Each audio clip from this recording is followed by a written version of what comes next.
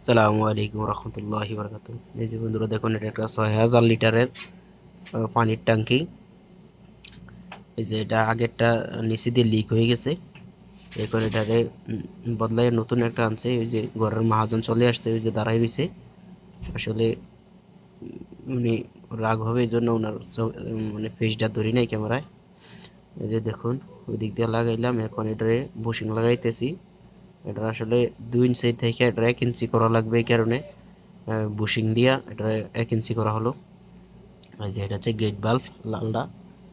এই যে এখন আমরা থ্রেড ট্যাপ লাগাই দিতেছি পানি লিক না করার জন্য।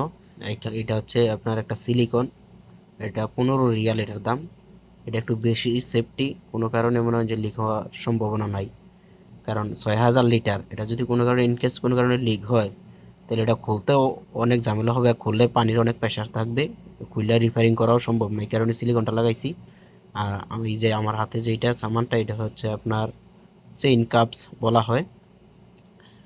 অনেক বড় বড় 4 ইঞ্চিতে এগুলা দইরা কাজ করতে অনেক সুবিধা হয়। তো 4 ইঞ্চি সামানগুলাতে এত বড় 5 রেঞ্জ দিয়ে আসলে কাজ করা সম্ভব না।